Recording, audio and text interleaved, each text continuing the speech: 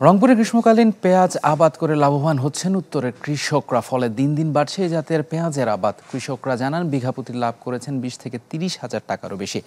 কৃষি কর্মকর্তারা বলছেন দেশের চাহিদা মেটানোর পাশাপাশি লাভজনক হওয়ায় গ্রীষ্মকালীন পেঁয়াজের আবাদ বাড়াতে নানা উদ্যোগ নিয়েছে সরকার।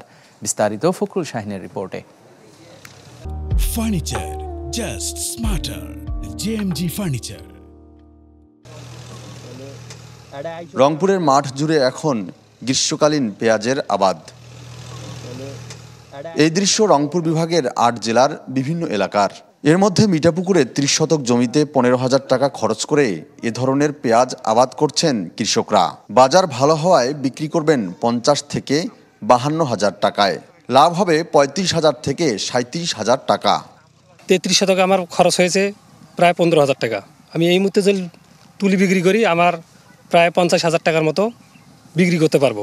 লাভ বেশি, ওটা সিজনালে অনেক পেঁয়াজ একসময় নামার কারণে মনে করেন যে একটু লাভ কম হয়। কৃষি অফিসার থেকে আমাদেরকে বীজ দিলে আমাদের একটু সহযোগিতা হয়, ওনারা একটু সহযোগিতা করে কোন সময় কি করা লাগে আমাদের একটু সহযোগিতা তাহলে ভালো হয় আর কি। জুলাই থেকে নভেম্বর পর্যন্ত দুর্যোগপূর্ণ আবহাওয়ায় এ জাতের পেঁয়াজ আবাদ কিছুটা ঝুঁকিপূর্ণ। তবে সতর্ক থাকলে অধিক লাভবান হওয়া সম্ভব বলে জানান কৃষি কর্মকর্তা।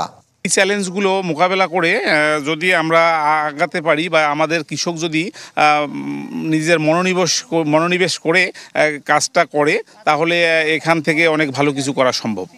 কৃষকরা বলছেন সহজ শর্তে ঋণ, প্রশিক্ষণ ও প্রণোদনা দেয়া হলে বাড়ানো যাবে আবাদ। সে লক্ষ্যে চলছে নানা পদক্ষেপও। আমাদের লক্ষ্যমাত্রা ছিল মোটামুটি 40 হেক্টরের মতো। তো আমরা এখানে এবছরে মোটামুটি 20 হেক্টরের মতো আমরা সফলতা অর্জন করতে সক্ষম হয়েছি এবং আমরা আশা করতেছি আগামী বছরে এটার আরও বৃদ্ধি পাবে।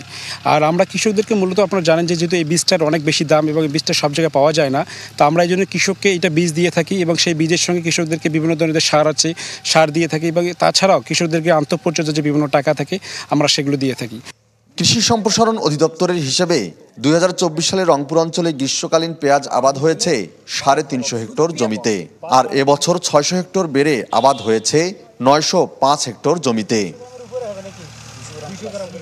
ফখরুল শাহিন, চ্যানেল 24, রংপুর।